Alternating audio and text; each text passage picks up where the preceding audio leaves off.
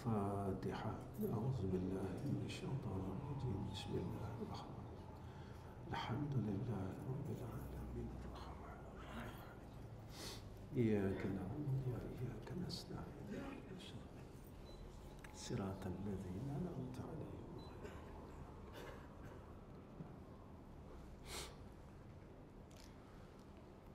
السلام عليكم ورحمة الله وبركاته. الحمد لله رب العالمين والصلاة والسلام على أشرف الأنبياء والمرسلين وعلى آله وصحبه أجمعين. رب اشرح لي صدري ويسر لي أمري واحلل عقدة من لساني يفقهوا قولي. اللهم اجعلنا من التوابين واجعلنا من المتطهرين واجعلنا من عبادك الصالحين. اللهم لك الحمد وإليك المستكى وأنت المستعان ولا حول ولا قوة إلا بالله العلي العظيم. Amma ba'd. Teman sekali yang saya kasihi sekalian, pegawai tadbir surah Al-Hijrah yang saya sayangi, sekalian hadirin wal hadirat, mudah-mudahan kita di dalam keredaan Allah Subhanahu wa taala, mudah-mudahan kita termasuk dalam golongan yang Allah nyatakan dalam Al-Quran, ya ayyatuhan nafsul mutmainnah irji'i ila rabbiki radiyatan mardiyah fadkhuli fi ibadi wadkhuli jannati. Tentang muslimin dan muslimat yang dirahmati oleh Allah Subhanahu wa taala, pertama sekali kita bersyukur kepada Allah Subhanahu wa taala kerana Allah Subhanahu wa taala menghendaki kita hidup pada saat ini. Dan pada setiap kuliah saya selalu ulang, kita hidup saat ini, waktu ini bukan kehendak kita dan kemahuan kita. Kita hidup saat ini, waktu ini adalah kemahuan Allah, kehendak daripada Allah. Jika dia tidak mahukan kita hidup, maka dia akan mematikan kita. Tetapi dengan rahmatnya dan kasih sayang, Allah masih memberikan kita ruang dan peluang untuk hidup.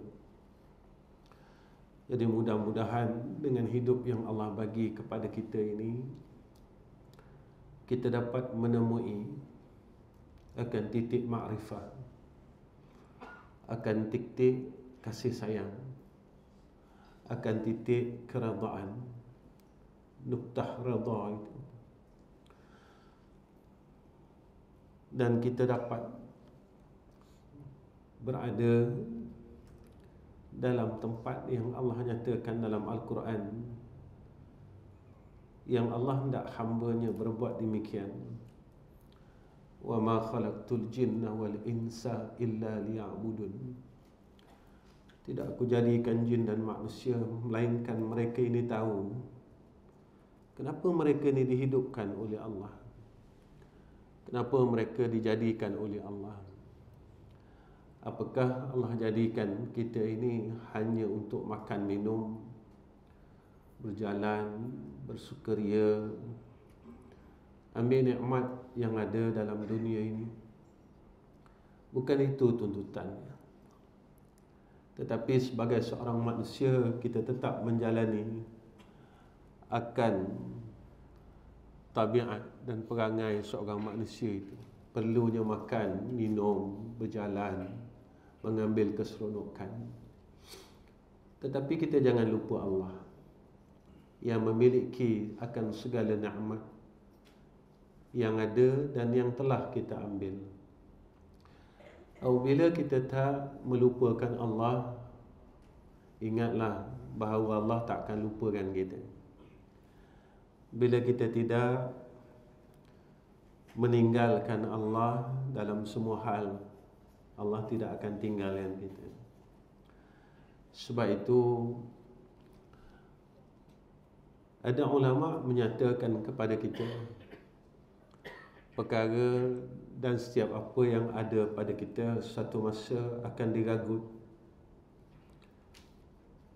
Apa yang ada pada kita, kata ulama, akan diragut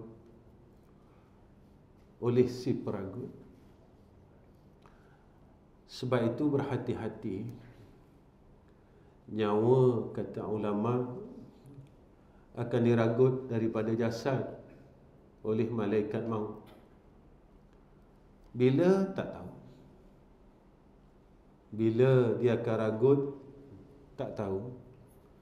Sebab dia ragut, dia tak minta izin, tuan-tuan. Dia tak minta izin kita pun. Boleh saya ragut nyawa awak? Dia tak minta izin. Dia akan datang, dia terus dia ragut. Kemudian kata ulama, tubuh badan kita ini akan diragut oleh cacing apabila kita berada dalam liang lahat. Ulat-ulat, cacing, dia akan ragut jasad kita. Tubuh yang kita sayang, yang kita jaga ni, dia akan ragut sikit-sikit, sehari demi sehari. Dia akan makan dan dia tak minta izin kita pun. Ketiga, harta yang kita tinggalkan akan diragut oleh ahli waris. Waris kita akan ragut harta kita yang kita himpunkan daripada muda sampai sekarang. Dan dia akan ragut satu-satu dan dia tak tinggal satu pun untuk kita. Dia ragut habis. Yang kita sayangkan masa hidup ni, yang kita pertahankan masa hidup ni, dia ragut semuanya. Ahli waris kita akan ambil semuanya. Dan yang keempat, kata ulama, iaitu amal salah itu. Orang yang pernah kita zalimi akan ragut amal salah kita. Orang yang pernah kita zalim masa hidup ni, dia akan ragut amal salah kita, sama ada di dunia ataupun di akhirat kelak. Di dunia disegerakan ragut amal saleh kita, iaitu kepada si pengumpat. Orang yang kita umpat, dia akan ragut semuanya. Di akhirat besok ada peragut-peragut yang akan ragut amal saleh kita jika ada. Di sana kita tak boleh bayar hutang kita dengan duit. Kita kena bayar hutang kita dengan amal saleh. Itu pun kalau amal saleh kita ada. Kalau habis semua orang ragut, kita nak bayar dengan apa? Maka jika tak boleh bayar, maka tempatnya dalam neraka Allah Subhanahu wa taala. Sebab itu berhati-hatilah dengan si peragut ini. Berhati-hatilah. Tuan-tuan yang dirahmati oleh Allah Subhanahu wa taala, malam ini saya nak hisap diri saya dengan perkataan Syakik Al-Balkhi. Dia kata 5 perkara, kita mencari 5 perkara dan kita akan menemui pada 5 perkara. Yang pertama, kita cari macam mana nak meninggalkan dosa. Macam mana aku nak tinggalkan dosa ni? Macam mana aku nak tinggalkan kemaksiatan ni?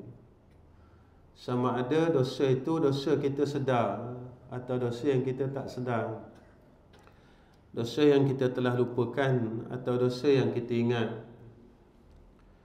Dosa daripada tubuh badan yang zahir, anggota yang 7 ini, ataupun dosa batin. Kita cuba cari macam mana nak tinggalkan dosa, macam mana nak ada kekuatan itu. Maka seorang awliya diberi kita jalan keluarnya. Maka katanya, cara untuk meninggalkan dosa itu akan kau temui dengan salat duha. Jadi orang yang istiqamah dalam melakukan salat duha Allah akan berikan dia pertolongan untuk meninggalkan dosa dan maksiat. Kita akan terfikir, kenapa salat duha? Kenapa salat duha? Cara untuk meninggalkan dosa. Tuan-tuan tengok doa salat duha, ujung dia, Allahumma atini ma ataita bihi ibadakas salihin. Ya Allah, bagikan kepadaku, datangkan kepadaku. Bahasa yang mudah faham, doa ni mudah.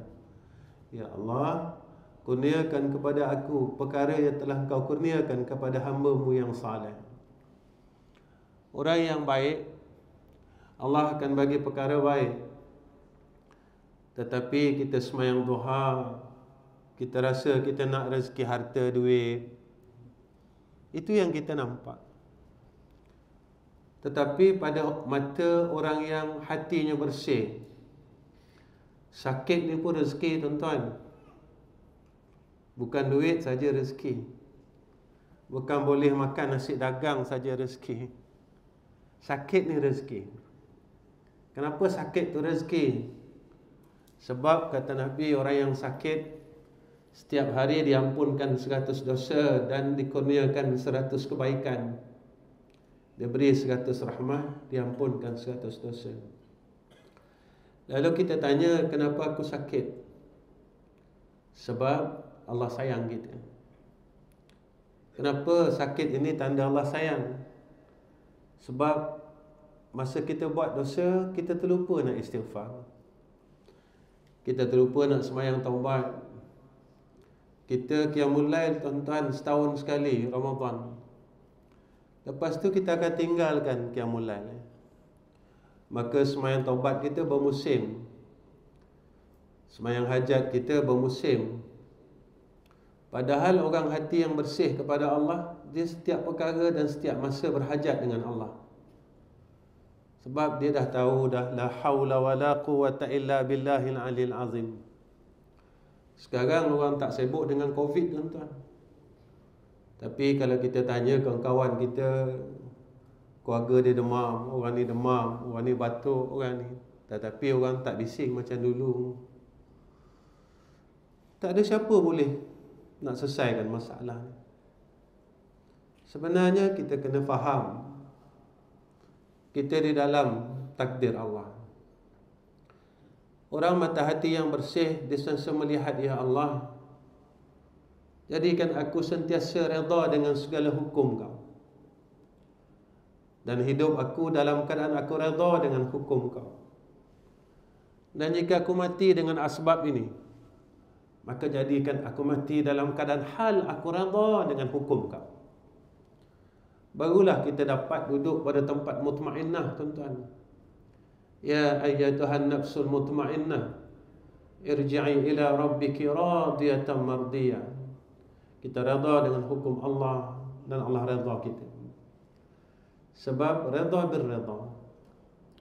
Sebab itu saya azamkan diri saya dan tuan-tuan, sedaya upaya jangan kita tinggalkan solat duha ini. Bukan kita minta rezeki duit semata-mata, nak harta, nak berniaga bagus. Kalau berniaga kita bagus tapi kita jauh dengan Allah, buat apa, tuan-tuan? Rumah kita besar tapi rumah kita sunyi dengan rahmat Allah, buat apa, tuan-tuan? Rumah kita memang 2 tingkat, besar sampai 8 bilik, tetapi sunyi dengan rahmat Allah. Kita duduk rumah tu, hati kita sunyi. Kita duduk rumah tu, kita tak seperti mana bahagia berada dalam rumah yang besar. Sebab itu Nabi pesan dekat kita, la taj'alu buyutakum kal qabr. Jangan kamu jadikan rumah kamu macam kubur. Sunyi kubur. Bila masa dia akan meriah kubur ni, bila ada orang mati, tuan-tuan, baru nampak kubur ni ramai orang. Jangan jadi rumah kita macam tu. Jangan jadikan rumah kita macam kubur. Bila ada kematian, baru orang ramai. Bila ada kematian, baru ada dengar orang baca Quran. Jangan jadikan rumah kita macam kubur. Sebab itu sampai Nabi kata, rumah yang tidak ada rahmat Allah adalah rumah yang tak didatangi tetamu. Tengok rumah kita, berapa lama tetamu tak datang rumah kita? Berapa lama dah tetamu tak nak datang rumah kita, tak ziarah kita, berapa lama? Kembalikan. Kita bukan nak rumah besar yang tidak ada rahmat, sunyi dengan rahmat Allah. Kita bukan nak harta banyak tetapi tidak ada barakah. Hati kita sentiasa resah, tak pernah cukup, tak pernah cukup, tak pernah cukup. Dan ada masalah yang tak pernah selesai. Masalah itu, masalah keluarga, masalah kawan, masalah orang khianati kita. Kita harta banyak, tetapi hilangnya keberkatan harta itu. Sebab itu kita minta dengan Allah rezeki-rezeki ni. Rezeki sihat, rezeki dia bagi sakit. Alhamdulillah, terima kasih ya Allah. Kerana masa muda aku dulu, aku terlupa nak taubat, lupa aku nak istighfar. Sebab dosa aku bukan sikit, banyak ya Allah. Aku kata orang bukan seorang, beribu orang aku kata. Aku zalim orang banyak. Aku terlupa nak istighfar. Itu pun semayang 3 kali, kali 5 waktu baru dapat 15 kali. Dosa aku bukan 15 kali. Dosa aku banyak. Banyak dan terus banyak. Saya tak tinggal salat Ustaz, betul. Tapi ujub ni dosa tuan-tuan. Ujub dosa. Saya tak tinggal puasa Ramadan Ustaz, sombong dosa. Saya tak tinggal zakat Ustaz, riya dosa. Dulu kalau kita masa kecil-kecil dulu, handphone tak ada kamera ni tuan-tuan, kita akan nampak bulan Ramadan orang akan tulis nama malam Mori. Dalam 30 nama ada dah 3 ke 4 nama yang sembunyikan nama dia. Dia kata hamba Allah. Kebanyakan yang lain tulis supaya orang tahu malam ni malam Mori dia. Sekarang dah alaf baru, moden. Dah tak pakai papan hitam tuan-tuan. Kalau dulu kita tunjukkan pada ahli qaryah yang datang masjid, datang surau. Kalau orang tak datang surau, tak datang masjid, orang tak tahu. Sekarang dah alaf baru. Kita buat ibadah umrah, kita bagi tahu orang. Kita tawaf, bagi tahu orang. Kita sedekah, kita bagi tahu orang. Kita duduk di masjid, bagi tahu orang. Kita baca Quran, kita bagi tahu orang. Tapi kita bersembunyi di sebalik perkataan yang lain. Tapi kita tunjuk kita yang baca Quran. Jadi sekarang jaga. Untuk menghapuskan amalan ini terlalu mudah. Mudah sangat. Kita jangan jadi orang penat. Kita penat buat baik. Kita buat baik, kita buat baik dan terus buat baik. Besok kita balik, hilang. Ya Allah, mana amal baik aku?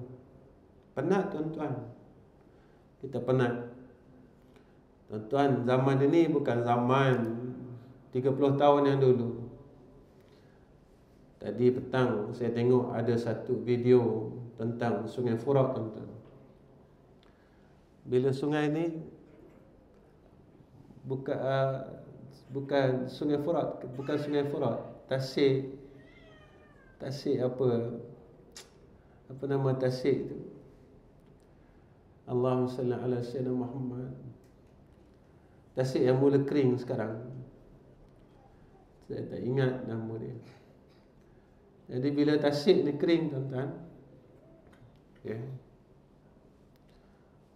mereka jumpa beberapa lorong-lorong. Ada yang jumpa bilik dan jumpa tangga yang boleh turun ke bawah. Rupanya batu tu macam sebuah bangunan. Jadi tasik tu semakin kering dan kering dan kering. Jadi tuan-tuan, masa zaman mutakhirin ini Allah masih hidupkan kita. Dulu kita rasa tak mungkin aku dapat hidup sampai sekarang. Tapi hakikatnya kita masih lagi dihidupkan oleh Allah Subhanahu wa taala. Yang pertama. Yang kedua, apa kata Syakir Al-Balkhi ni? Kita mencari pelita kubur kita. Semua orang nak kubur dia terang. Tuan-tuan, kalau dalam dunia kita duduk dalam rumah yang gelap, kita resah, gelisah, terasa takut. Apatah lagi dalam liang lahat. Kalau gelap, semua orang takut. Saya takut tuan-tuan kalau kubur saya gelap. Dah lah gelap, seorang-seorang lagi tuan-tuan, dan orang semua tinggalkan kita. Nabi kata 7 langkah saja waris kita dan semua orang tinggalkan kita, datang malaikat yang akan menyoal kita. Terdengar tapak kaki yang tinggalkan kita, seorang tinggalkan kita. Kita mula rasa ketakutan waktu tu. Itu masa talqin itu, semua orang dengarkan orang yang baca talqin Melayu. Wahai fulan bin fulan, jika ada hamba Allah datang yang akan bertanya kamu akan soalan-soalan kubur, kamu jangan takut. Kita pesan, talqin Melayu kan, jangan takut. Itulah malaikat yang akan datang kepada kamu bertanyakan soalan kubur. Tuan-tuan, apa kata ulama ini dan apa kata awliya ini? Kita akan temui pelita itu dalam salat malam. Tuan-tuan, kalau kita nak kubur kita terang, fatahajjat bihi nafilatan lak asa ayyab asaka rabbuka maqaman mahmuda. Cukuplah kita dah rehat lama dah. Kita dah istirahat lama dah tuan-tuan. Sebenarnya kita yang telah rehat. Kita yang tak nak bangun malam. Allah pesan kepada kita setiap minggu kita tetap tak boleh bangun malam. Kita tak mau bersungguh-sungguh tuan-tuan untuk mendekatkan diri kepada Allah. Kita nak syurga, tapi kita tidak bersungguh-sungguh untuk meraih jannah Allah. Kita dah terlalu lama rehat. Dah 40 tahun kita rehat. Kita tak bangun malam. Kita rehat dan terus rehat. Tuan-tuan, bekerja keraslah kita semua untuk terangkan kubur kita, supaya kat sana kita boleh rehat tuan-tuan. Kat sana di akhirat tempat kita rehat. Di kubur tempat kita rehat. Kat sini jangan rehat banyak. Musalah. Jangan kita salahkan iman selalu, lemah iman. Kita yang tak nak bersungguh-sungguh. Kita yang nak rehat dan nak terus rehat, Kita takut nanti peragut yang akan ragut nyawa kita datang, yang tak memberi amaran apa-apa pun. Tahu-tahu kita dah ada di kubur.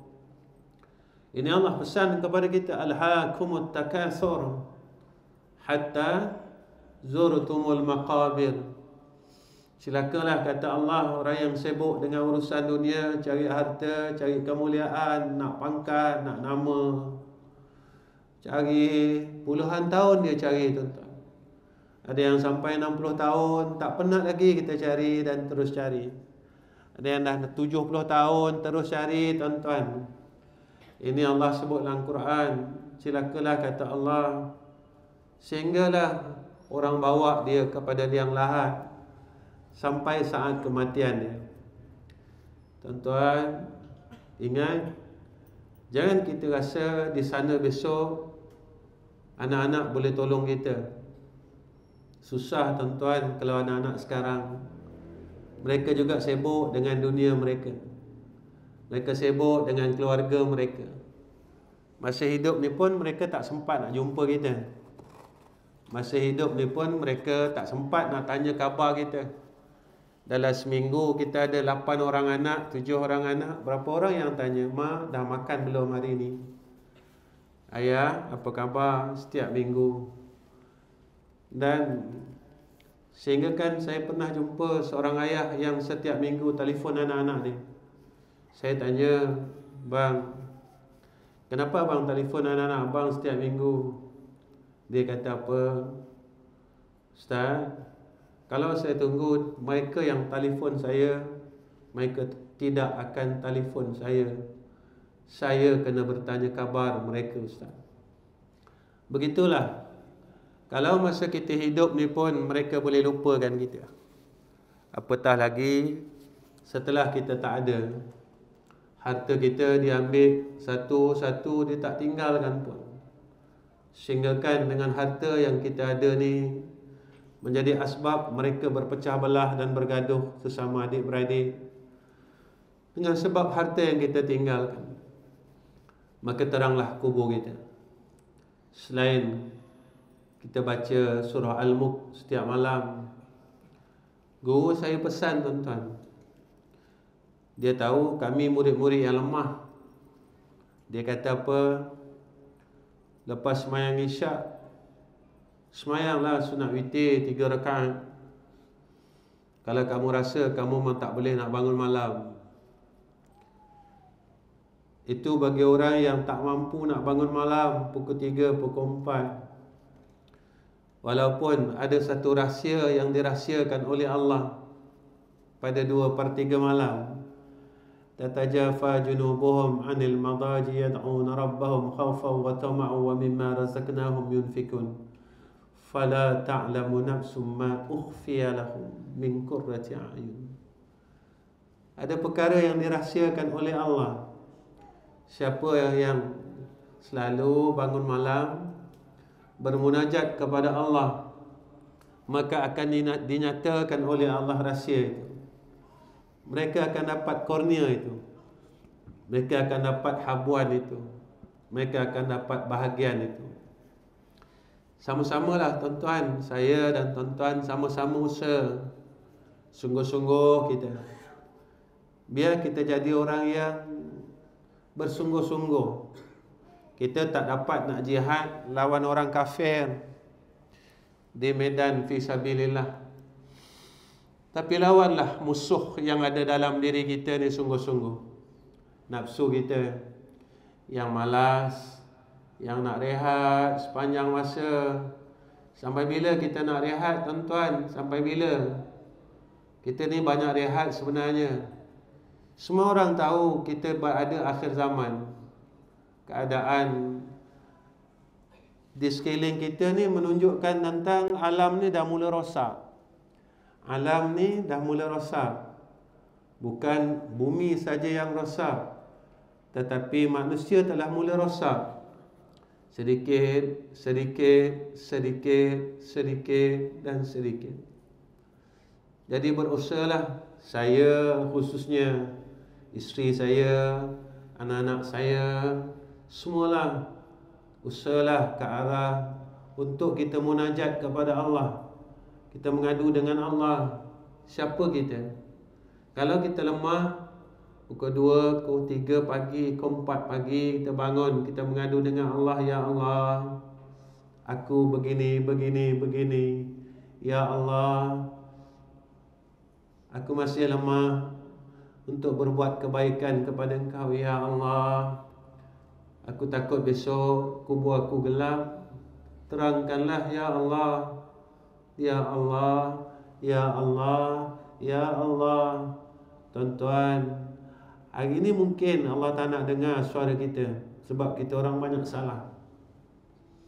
Malam ni kita bangun, mungkin Allah tak nak dengar suara kita kerana kita ni banyak dosa. Malam ni kita bangun, kita panggil nama Allah, mungkin Allah tak nak dengar suara kita sebab kita ni banyak lalai. Kita dah lupakan Allah lama dah. Waktu kita nak sesuatu, baru kita pergi kepada dia. Waktu kita berhajat kepada dia, barulah kita nak hampir dengan dia. Waktu kita perlukan dia, barulah kita nak dekat dengan dia. Tapi bila hajat kita dah dapat, kita lari. Bila keperluan kita dah dipenuhi, kita lari dan kita jauh dan terus jauh dengan Allah. Mungkin malam pertama Allah tak nak dengar suara kita. Usaha lagi, jangan putus asa. Mungkin malam esok, malam lusa, seminggu, sebulan, kita merayu dengan Allah dan terus merayu dan terus merayu. Satu hari Allah akan memandang wajah kita dengan pandangan kasih dan sayang. Tuan-tuan, yang ketiga, kita mencari jawapan untuk malaikat Munkar dan Nakir. Kita akan temui di dalam membaca Al-Quran. Orang yang tak tinggalkan Quran, dia akan mudah untuk jawab soalan kubur. Saya tanya diri saya, dan tuan-tuan tanya diri tuan-tuan, dah berapa lama dah kita tak pegang mushaf Al-Quran? Saya tanya diri saya tanya tuan-tuan, berapa lama dah kita tak peluk mushaf Al-Quran? Saya tanya diri saya dan saya tanya tuan-tuan, berapa lamakah kita tak dapat memandang akan Al-Quran? Al-Quran ini hebat. Antara perkara yang kita pandang mendapat rahmat Allah, 3 perkara kata Nabi. 1, Nabi kata Quran. Ada orang kata, Ustaz, saya tak mampu baca Quran, saya tak boleh baca Quran, saya tak reti baca Quran.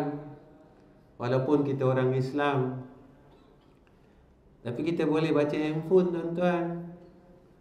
Kita boleh baca WhatsApp, tapi kita tak boleh baca Quran. Kita orang Islam. Dan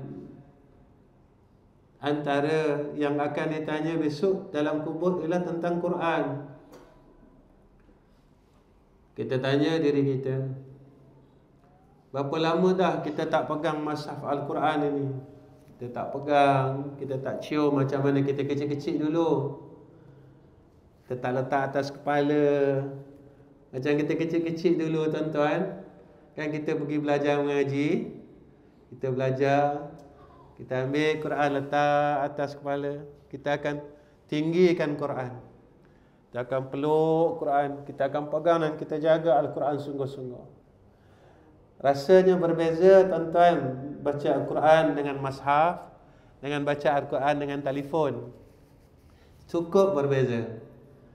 Kita membaca Quran, kita pakai handphone, dengan kita pegang mushaf Al-Quran ini, rasanya amat berbeza. Itu antara kelebihan Al-Quran. Kita tak pandai baca, tapi kita tengok, kita telah mendapat rahmat Allah Subhanahu wa ta'ala. Antara yang kita tengok sahaja mendapat rahmat, iaitu Baitullahil Haram. Kita tak mampu nak tawaf, ramai orang sampai menangis kita, ya Allah, aku nak tawaf tapi orang ramai ni, ya Allah, aku tak mampu, ya Arhamar Rahimin, sebab aku sakit lutut, ya Allah. Kan, ya Allah, ya Allah. Kita lalu tengok Baitullah, kita tengok dan terus tengok Baitullah. Ada orang yang dia dapat tengok Baitullah, kawan-kawan. Sekarang ni bila Ramadan ada live sembahyang tarawih, kita tengok nampak Baitullah, ya Allah, rindunya Baitullah, ya Allah. Dah lama aku tak tengok Baitullah secara hadapan. Ya Allah, ya Allah. Ketika itu datang rahmat daripada Allah Subhanahu wa ta'ala. Tuan-tuan, yang ketiga, iaitu melihat akan ibu bapa, wajah ibu bapa kita dengan pandangan kasih. Malam ni saya nasihatkan diri saya dan juga tuan-tuan yang mana masih ada ibu bapa, pergilah tengok mereka. Jangan tunggu mereka panggil, tuan-tuan.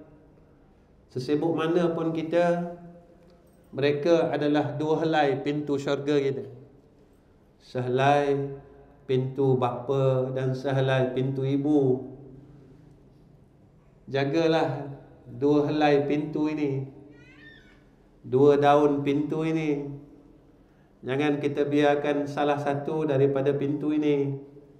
Siapa yang masih ada mak, masih ada ayah, tengoklah mereka, pandanglah mereka dengan pandangan kasih sayang. Walau macam mana pun mereka tetap ibu kita. Walaupun ibu kita tak salat. Ada orang ngadu dengan saya, tuan-tuan, ibunya dah hampir 60 tahun dan ada umur yang 60 tahun, ustaz. Ibu saya tak salat, ustaz. Ibu saya tak pernah salat, ustaz. Macam mana saya nak buat, ustaz? Saya kata saya tak tahu nak buat apa. Tapi mengadulah dengan Allah. Ya Allah, ibu yang melahirkan aku, umurnya 60 lebih masih tidak salat, ya Allah. Dengan kasih sayang kau, kurniakan salat atasnya. Tuan-tuan, kita masing-masing dah berumur. Saya dah berumur dan tuan-tuan telah berumur. Kita akan lalu satu masa dipanggil masa sunyi. Kita rasa sunyi sangat. Kita rasa rumah kita sunyi, kosong. Kita rasa kita ada anak ramai, tapi kita sunyi, tuan-tuan. Kita sunyi. Bila anak-anak kita dah mula balik, kita mula rasa sihat sikit. Kita rasa seronok. Begitulah. Tuan-tuan, besok di jannah Allah, di jannah Allah, kita masuk syurga. Tapi kita tengok mak kita tak ada, kita tengok ayah kita tak ada, kita tengok abang kita tak ada, kita tengok kakak kita tak ada. Kita akan rasa sunyi, tuan-tuan, dalam syurga. Walaupun banyak bidadari, tapi kita tetap sunyi. Nanti kita akan tanya, ya Allah, mak aku mana? Kita akan tanya, ya Allah, ayah aku mana? Ya Allah, kakak aku mana? Ya Allah, abang aku mana? Ya Allah, adik aku mana? Kita akan tanya. Sebab kita akan rasa sunyi, tuan-tuan. Walaupun kita duduk dalam syurga Allah, kita akan terus rasa sunyi dan rasa sunyi. Tiap-tiap hari kita bercakap dengan Allah. Kita jumpa Nabi, ya Rasulullah, tolonglah selamatkan mereka. Mereka tu mak aku, ya Rasulullah. Mereka tu ayah aku. Mereka tu adik kandung aku. Mereka tu kakak aku. Mereka tu abang aku. Aku masuk syurga, tapi nikmat itu aku tak dapat, ya Arhamar Rahimin. Tuan-tuan yang dirahmati oleh Allah Subhanahu wa taala,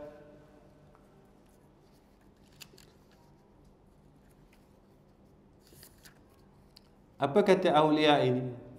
Yang keempat, kita mencari cara meniti sirat dengan cepat. Titi sirat ni susah, tuan-tuan. Susah. Ada riwayat mengatakan mendaki 1000 tahun, datang 1000 tahun, turun 1000 tahun. Maknanya nak ceritanya susah. Sirat ni susah. Titian sirat ni susah. Jadi apa kata aulia illah, kita akan temui dalam puasa dan sedekah. Kita cubalah. Tak ada jalan puasa, kita kuat puasa, kita puasalah. Kalau tak kuat, kita kurangkan makan. Ataupun apa kata ulama, puasa pada makna bahasanya tahan nafsu ni, tahan imsak. Jadi kita tahan nafsu kita. Kita cuba tahan nafsu yang tak nak buat baik dengan Allah. Tuan-tuan, malam ni saya, tuan-tuan, kita jumpa malam ni bukan atas sebab kalau tuan-tuan nak ilmu, tuan-tuan tak dapat ilmu, tuan-tuan, sebab saya bukan orang pandai. Tuan-tuan nak dapat ilmu, tuan-tuan tak akan dapat ilmu, sebab tuan-tuan mustahil akan dapat ilmu daripada si bodoh. Tak akan dapat ilmu daripada si bodoh.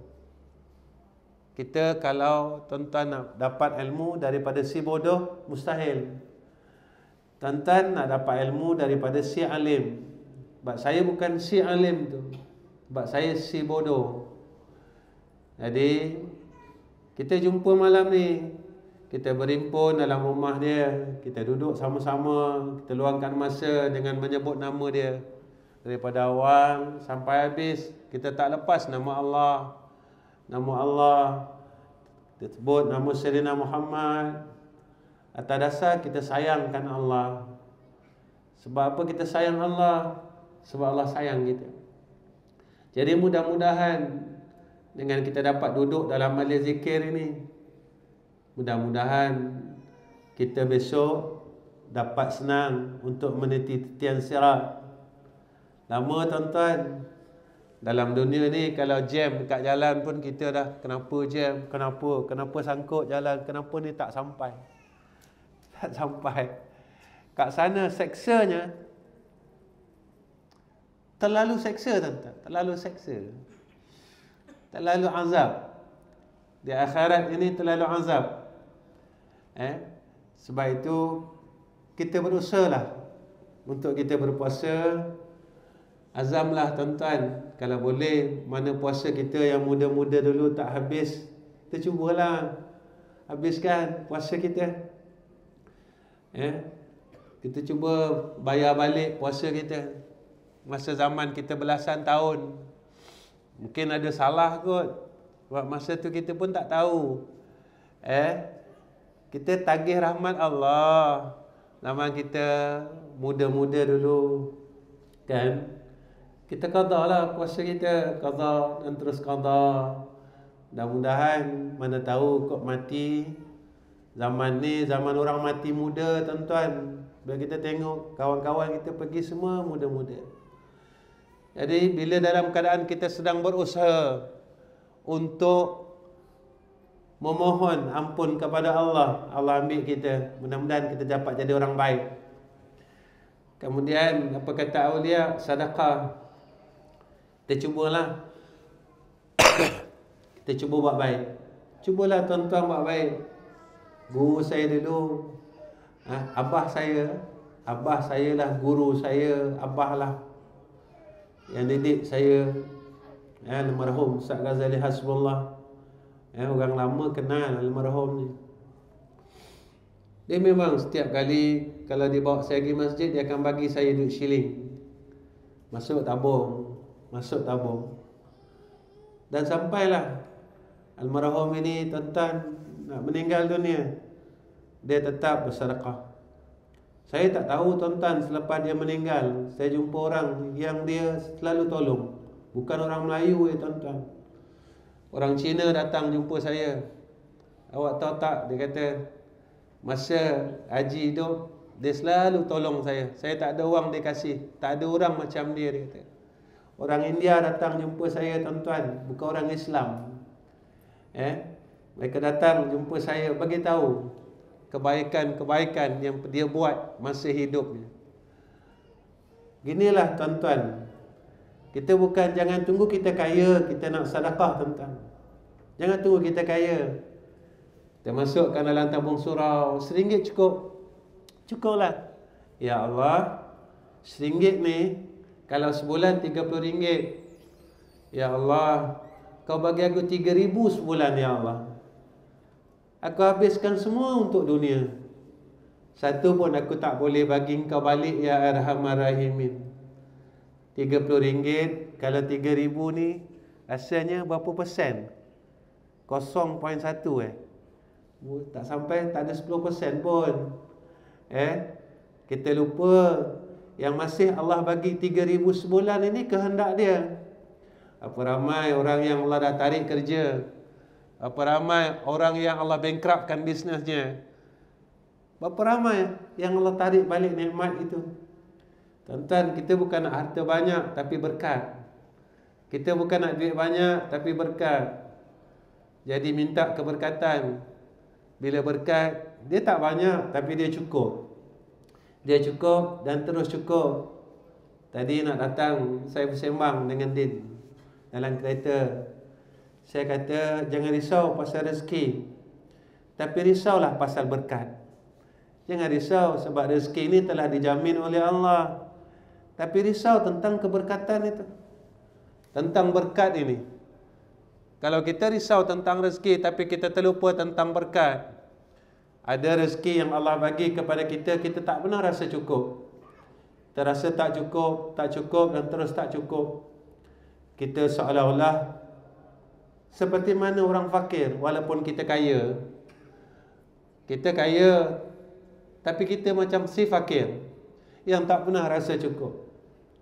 Biarlah kita ada rezeki tetapi kita ada keberkatan. Jangan kita ada rezeki tapi diangkat keberkatan. InsyaAllah tuan-tuan, saya sembang dengan Din tadi. Dia kata, orang kata saya bodoh tuan-tuan. Hampir 9-10 orang nak belanja saya pergi umrah tapi saya tolak. Daripada syarikat umrah individu, ajak saya pergi umrah, nak bayar suami isteri. Saya kata saya tak nak. Orang kata ustaz bodoh, dia kata. Peluang bukan selalu ada, dia kata. Saya tak pandang tentang umrah tuan-tuan. Dalam 10 orang, saya terima 1 orang. Bagaimana perasaan yang 9 orang lagi? Siapa nak jawab? 10 orang tawar kakak saya pergi umrah. Bukan ekonomi seat tuan-tuan. Biasalah kan? Semua saya tolak. Minta maaf. Kalau ada rezeki saya akan pergi pakai duit saya. Orang kata ustaz bodoh. Saya kata memang saya bodoh. Bodoh saya. Saya kata kalau saya terima 1 daripada 10 dan yang 9 tu tahu saya pergi dengan kebaikan yang seorang, mereka akan kecil hati. Kenapa Ustaz tak terima daripada saya? Kenapa Ustaz terima dari dia? Tuan-tuan, Nabi tak suka kecilkan hati orang. Nabi tak ajar macam tu. Jadi saya jawab dengan keluarga saya untuk selamatkan semua orang. Ada rezeki, insya-Allah kita akan tengok Baitullah. Ada rezeki insya-Allah sampai ketentuan Allah, kita akan jumpa Sayyidina Rasulina Muhammad sallallahu alaihi wasallam di Madinatul Munawwarah. Jangan risau. Jangan risau. Takdir Allah ini benar. Tapi ikutlah jalan yang betul. Apa yang Nabi dah buat, apa yang diperintahkan oleh Allah. Kemudian yang keempat, yang kelima, kita mencari cara nak dapat naungan arasy Allah. Macam mana besok nak dapat naungan arasy Allah? Maka kata aulia illah, dia kata apa? Dia kata khalwatlah, bersunyi-sunyilah dengan Allah. Ambil satu masa tuan-tuan kita dengan Allah aja. Orang yang bersunyi-sunyi dengan Allah, menangis kerana takutkan Allah, sampai satu masa, ada masa kita dengan Allah khusus tuan-tuan. Isteri kita tak ganggu kita, anak kita tak ganggu kita. Kita berdua-duaan dengan Allah, berdua-dua dengan Allah.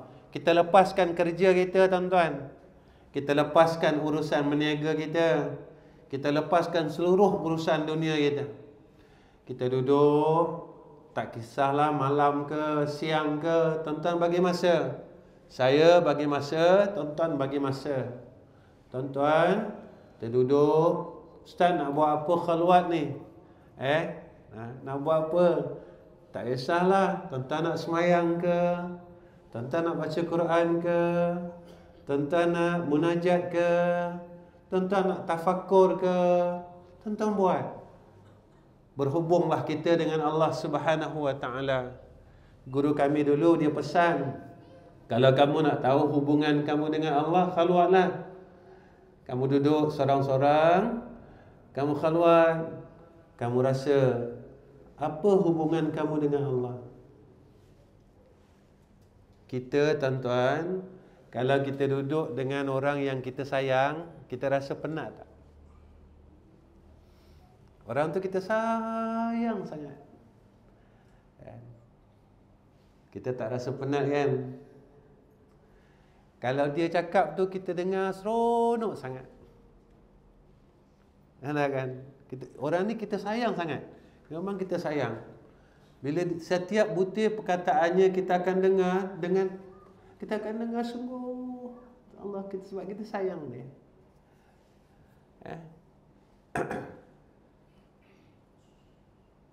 Tuan-tuan, apa perasaan kita sewaktu kita khalwat bersunyi-sunyi dengan Allah? Guru kami dulu, dia bagi tahu, kalau kamu nak tahu antara kamu dengan Allah, jawapannya semasa kamu khalwat, dia kata. Kalau kamu rasa dengan Allah kamu penat, rupanya kamu jauh dengan Allah. Kalau sedang kamu sebut nama dia, kamu panggil nama dia, kamu rasa tak suka, kamu rasa mengantuk, kamu sedang jauh dengan Allah. Ketika kamu berdua-duaan dengan dia, kamu rasa tak seronok, itu tandanya kamu sedang jauh dengan Allah. Tuan-tuan, kita ukurlah hubungan kita dengan Allah. Kalau kita tak dapat rasa hubungan itu, maka bersedihlah. Tuan-tuan cubalah malam ni, malam Khamis, mungkin besok kerja, kita tak mampu nak cuba. Kita cuba malam hari cuti. Terengganu cuti Jumaat, Sabtu. Malam Jumaat, malam yang terbaik tuan-tuan. Malam terbaik. Kita cubalah ukur hubungan aku dengan Allah. Kita mula duduk, tak sampai 5 minit, kita mula dah rasa penat. Bersedihlah. Kita mengadulah dengan Allah, ya Allah, jauhnya aku dengan Kau ya Arhamar Rahimin. Ya Allah, kenapa aku rasa macam ni ya Allah? Seolah-olah aku rasa tak suka dengan Kau ya Arhamar Rahimin. Ya Allah, ketika aku panggil namamu, aku tak rasa apa-apa ya Arhamar Rahimin. Aku rasa mengantuk, aku rasa penat. Ya Allah, siapa aku pada pandangan Kau ya Arhamar Rahimin? Ya Allah, ya Allah, ya Allah. Tuan-tuan, kalau dapat buat setiap minggu, tuan-tuan nanti tuan-tuan rasalah. Tuan-tuan rasa sendiri. Ilmu ni kalau jadi dengar saja, dia jadi halwa telinga. Halwa ni, orang Melayu panggil halwa, orang Arab panggil halwa ni manis. Seronok dengar. Jangan jadi manis telinga tuan-tuan, biar jadi manis roh. Macam mana nak dapat manis roh? Amalkan. Kita buat dan terus buat. InsyaAllah dapat seminggu sekali dulu. Seminggu sekali kita ukur hubungan kita dengan Allah. Aku ni jauh ke dekat dengan dia? Ketika kita mula hampir dengan dia tuan-tuan, ketika itu apa yang kita minta cepat dapat. Apa yang kita minta cepat dapat. Kadang-kadang tak sempat minta dah dapat. Sebab kita dah mula dekat dengan dia. Kadang-kadang orang tanya, kenapa saya minta dah lama tak dapat. Tanya hubungan kita dengan Allah. Jadi tuan-tuan, setakat ini saja pertemuan saya dengan tuan-tuan. InsyaAllah tuan-tuan tolong doakan saya, isteri, anak-anak saya, keluarga saya, cucu saya. Mudah-mudahan kami dapat jadi orang baik. Baik pada pandangan Allah, bukan baik pada pandangan manusia. Pada pandangan manusia saya boleh berlakon, sebab saya bukan orang baik, saya masih jahat. Saya tak boleh buang lagi ujub, riak, kibir. Saya tak boleh buang banyak benda, saya tak boleh buang. Sifat-sifat mazmumah yang ada dalam batin saya tak boleh nak buang lagi. Kadang ada pemarah, masih marah lagi kadang-kadang. Bawa kereta orang hon, marah lagi. Rupanya aku ni ustaz jahat rupanya. Aku ni jahat lagi rupanya. Tengok kita baik tuan-tuan. Dah kuliah sana, dah mengajar. Kadang mengajar sebulan hampir penuh tuan-tuan. Mengajar. Tapi sekali Allah uji kita. Kau nak tahu kau ni baik ke jahat? Orang hon kita tuan-tuan. Berasa apa dalam hati kita? Rasa nak marah ke? Berasa benda? Rupanya aku ni jahat lagi. Cuma kita rasa kita baik. Kita rasa kita baik. Rupa aku ni jahat lagi. Yang kedua, tuan-tuan tolong doakan madrasah kita yang di ADC ni. Doa dan terus doa tuan-tuan. Sebab hajat saya, biarlah sebelum saya tutup mata, madrasah ni dapat diselesaikan. Kenapa Ustaz cakap macam ni? Ustaz nak raih simpati ke? Tak, saya tak ada minta simpati manusia. Jadi bulan sebenarnya anak saya, murid saya, kerap sangat mimpi saya mati. Jadi kita tak tahu kadang-kadang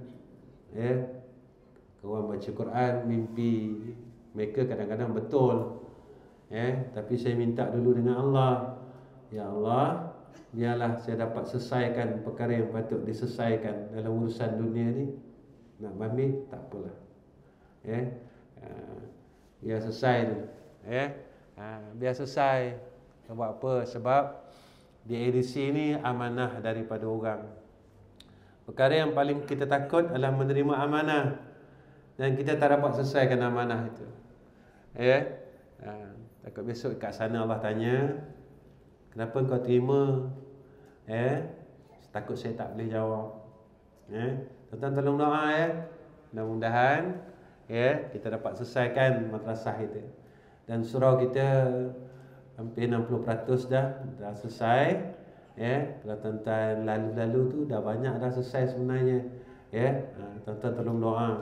Sambil tuan-tuan lalu tu tak nak singgah pun tak apa. Tuan-tuan lalu tuan-tuan angkat tangan.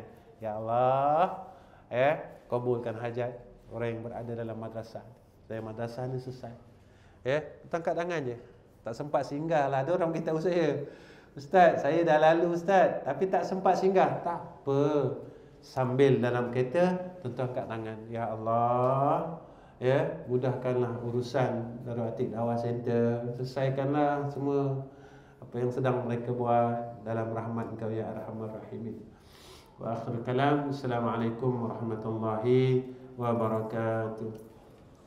Bismillahirrahmanirrahim. Alhamdulillahirabbil alamin. Wassalatu wassalamu ala asyrafil anbiya wal mursalin wa ala alihi washabbihi ajma'in. Ya Allah, ya Rahman, ya Rahim, jadikan kami orang baik ya Allah. Jadikan isteri kami isteri yang baik ya Allah. Jadikan anak-anak kami anak-anak yang baik ya Allah. Jadikan seluruh menantu kami dan cucu kami mereka di kalangan orang baik ya Arhamar Rahimin. Ya Allah, ya Rahman, ya Rahim, kami mohon kehadrat-Mu ya Arhamar Rahimin. Peliharalah kami daripada segala fitnah akhir zaman ini ya Allah. Kami tak kuat untuk menghadapinya ya Arhamar Rahimin. Kurniakan atas kami kekuatan ya Allah, agar kami tidak jatuh sesat ya Arhamar Rahimin. Ya Allah, jika kami salah, tolonglah betulkan kami ya Allah. Ya Allah, jika kami masih banyak dosa yang kami lupa untuk bertaubat kepada Engkau ya Allah, ampunkanlah sekalian dosa-dosa kami ya Allah. Ya Allah, jika kami mula jauh dengan Engkau ya Allah, kami mula lalai kepada Engkau ya Allah, ingatkan kami semula ya Allah. Ingatlah kami semula ya Allah. Panggillah kami semula ya Arhamar Rahimin. Jangan Kau biarkan kami terus dalam kelalaian. Jangan Kau biarkan kami terus jauh dengan rahmat Engkau ya Allah. Ya Allah, kami mengaku kami lemah. Kuatkan kami ya Allah dalam untuk kami berbuat taat kepada Engkau dan berbuat baik kepada seluruh umat Muhammad sallallahu alaihi wasallam. Ya Allah, dalam keadaan sekarang kami tak sihat ya Allah, isteri kami tak sihat ya Allah, anak-anak kami tak sihat ya Allah, cucu kami tak sihat ya Allah. Sihatkanlah mereka ya Arhamar Rahimin. Ya Allah, dengan kesihatan yang Kau berikan kepada kami menjadi asbab, dan mudah-mudahan menjadi asbab untuk kami kuat buat baik, untuk dapat kami kuat jadi orang baik, untuk kami kuat berbuat kebaikan dan ketaatan kepada Engkau ya Allah. Wa sallallahu ala sayyidina Muhammad wa ala alihi wa sahbihi wasallam. Walhamdulillahi rabbil alamin. Taqabbalallahu minna wa minkum.